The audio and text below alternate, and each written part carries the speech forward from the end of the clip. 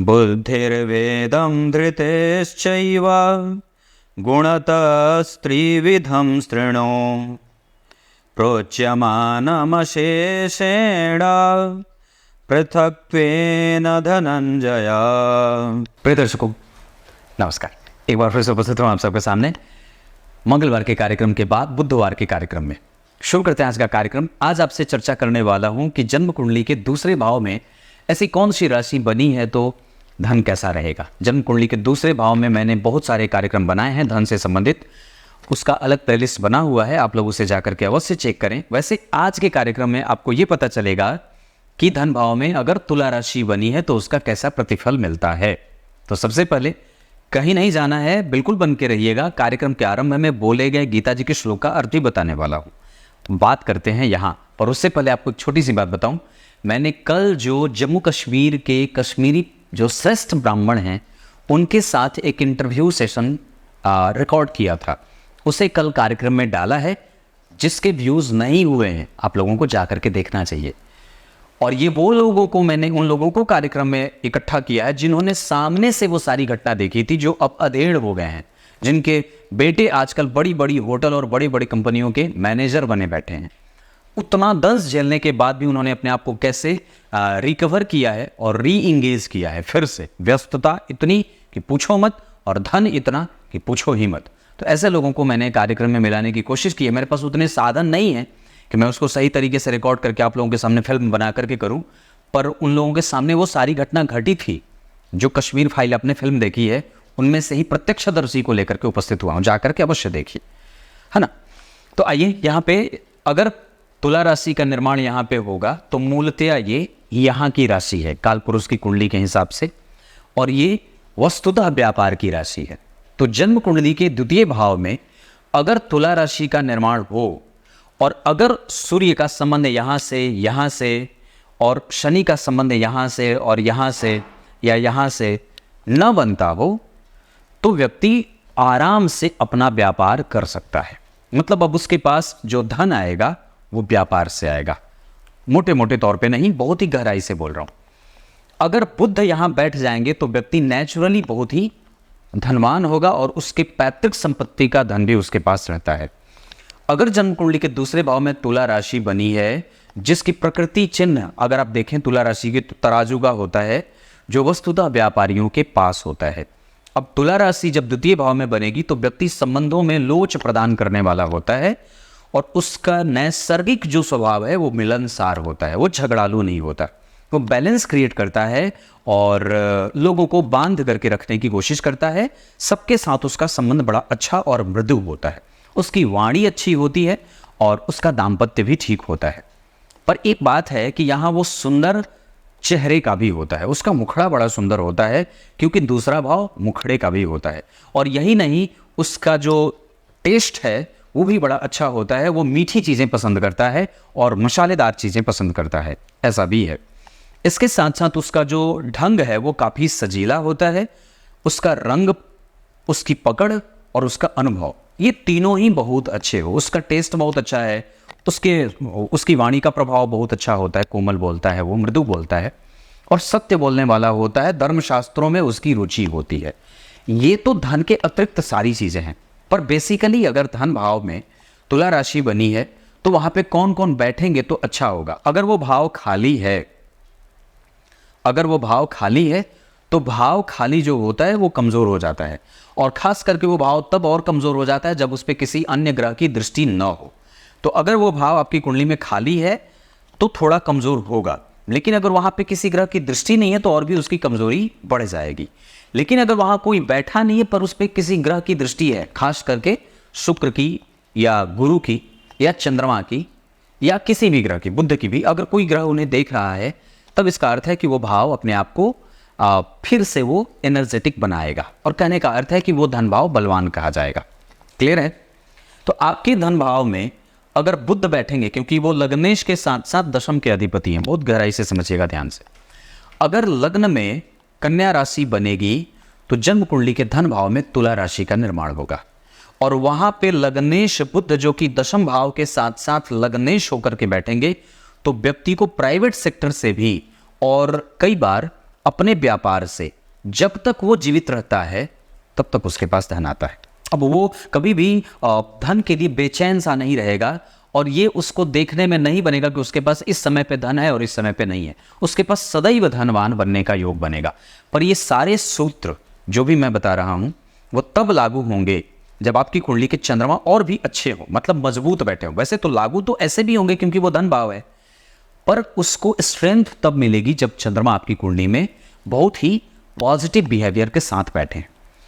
अगर वहां पे सूर्य बैठेंगे, मतलब 12वें भाव के अधिपति होकर के सूर्य बैठ रहे हैं, तो व्यक्ति को विदेशी संपर्क से धन आता है। उसको समाज के सबसे उत्कृष्ट सिंहासन पे बैठे व्यक्ति से लाभ होता है। वो अपना बहुत सारा धन विदेशों से अर्जित करता है, विदेशी संपत्ति इकट्ठा करता है और अपने कुटुंब पे खर्च करता है। उसके कुटुंब के साथ उसके संबंध अलग से होते हैं, वो मैंने शुरू में बताया। तो सूर्य अगर बैठेंगे तो शुक्र का वहीं बैठना परिहार्य होगा, वो अपरिहार्य नहीं, वो बैठना ही होगा। अगर सूर्य के साथ शुक्र बैठेंगे तभी आपकी कुंडली का धन भाव मजबूत होगा। अगर शुक्र के संग सूर्य नहीं बैठेंगे तो थोड़ी गड़बड़ी होगी, फिर धन बचाने में दिक्कत होगी। लेकिन अगर सूर्य के संग बुध बैठे हैं तो धन भाव और भी ज्यादा व्यापारिक दृष्टिकोण लेकर के व्यक्ति को लाभ और हानि की परख करता हुआ उसे धन देता है। आपके धन भाव की स्थिति बता रहा हूं। अगर वहां चंद्रमा बैठेंगे तो ये अत्यंत लाभकारी योग होगा, जो व्यक्ति को ऐसे ही नहीं अपनी ऊंची महत्वाकांक्षा और श्रेष्ठ प्रभावों से युक्त होता हुआ व्यापार करता हुआ शुद्ध आचरण के साथ व्यक्ति धन कमाता है। अब वो गलत जगह से धन नहीं कमाएगा और गलत तरीके से भी नहीं धन कमाएगा। कई जगह से धन कमा सकता है, पर कोई भी धन कमाने का जो तरीका होगा वो गड़बड़ छाला करने वाला नहीं होगा। बुध के बारे में मैंने चर्चा करी। अगर शुक्र बैठेंगे तो स्वयं वो धनेश होते हैं और इस कुंडली के लिए अच्छे भाव के अधिपति भी हैं। अगर शुक्र पापग्रह से दृष्ट नहीं है, शनि मंगल राहु केतु से, या पापग्रह के संग नहीं बैठे हैं, तब वो मारक भी नहीं होंगे और तब जातक को धनवान और भाग्यशाली भी बनाएंगे। चूंकि कन्या लग्न की कुंडली पे मैंने आज सुबह ही कार्यक्रम बनाया था या कल सुबह बनाया था, जाकर के आप देख लीजिएगा। उसमें मैंने कन्या लग्न की कुंडली के लिए ये बात बताई है कि कौन ग्रह मारक होता है, कौन पापी है, कौन अनिष्ट होता है, कौन बाधक होता है। वो सब चर्चा मैंने उस कुंडली विश्लेषण में की है। यहां पे भी अगर शुक्र बैठेंगे तब तो कोई दिक्कत नहीं होने देंगे, और शुक्र का बल तब और बढ़ेगा जब गुरु बैठ जाएं, गुरु के संग बैठ जाएं, बुध के संग बैठ जाएं या चंद्रमा के संग बैठ जाए, तो ये धन भाव और भी ज्यादा बलशाली कहा जाएगा। अगर मंगल बैठेंगे तो पराक्रमेश और तृतीय भाव के अधिपति होकर के बैठेंगे, और कन्या लग्न की कुंडली के लिए मंगल बहुत अच्छे भाव के अधिपति नहीं होने के कारण धन में बैठेंगे तो मेहनत करवा करके, मशक्कत करवा करके तब आपको धन देंगे।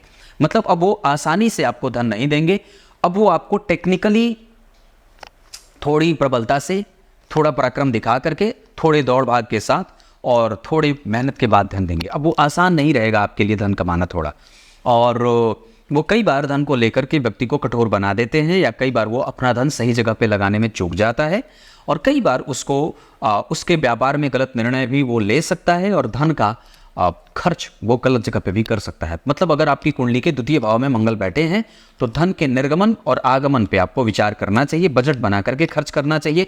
आसानी से कोई भी मौका हाथ से नहीं जाने देना चाहिए। क्लियर है? मतलब आप स्टैंड करिए, चीज़ों को समझिए, ऑब्जर्वेटिव माइंडसेट के साथ आगे बढ़ेंगे तो धन की दिक्कत नहीं होगी। नहीं तो यहाँ पे ये खतरे की घंटी जरूर है।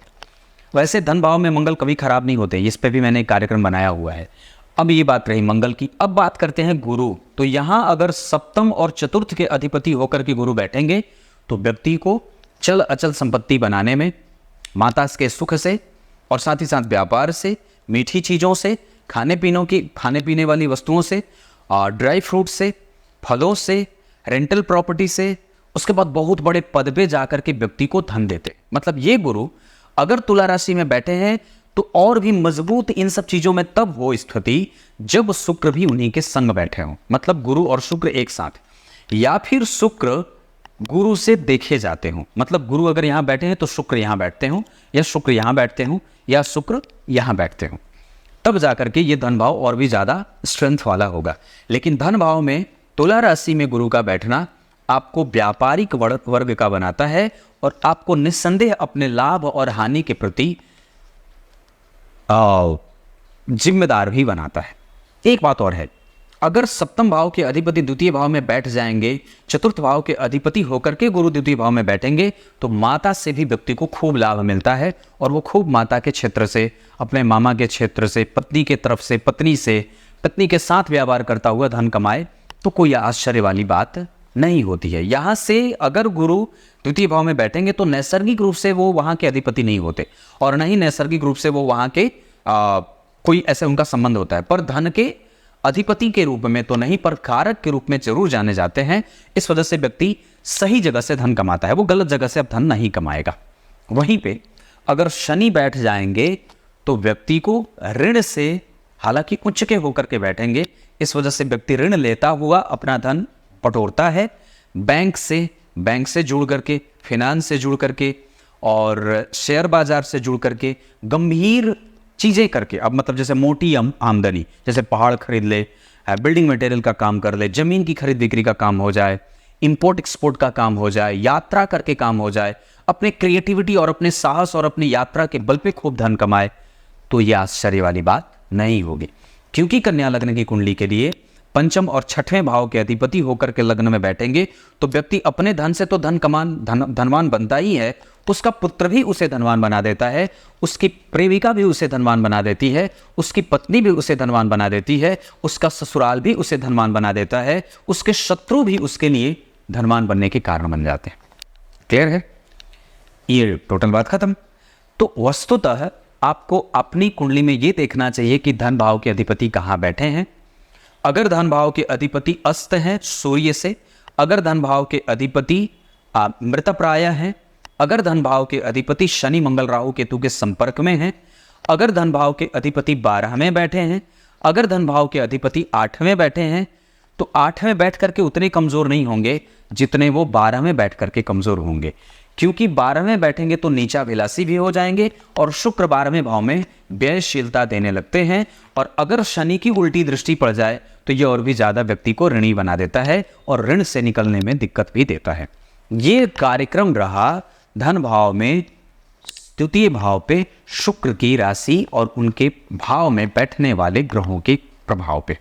अब आइए गीता जी के श्लोक का अर्थ बता देता हूँ। गीता जी के 18वें अध्याय के 29वें श्लोक में भगवान ने बुद्धि और धृति के बारे में चर्चा की है, जो कल कहा है कि कल बताऊंगा। तब तक के लिए बहुत बहुत नमस्कार।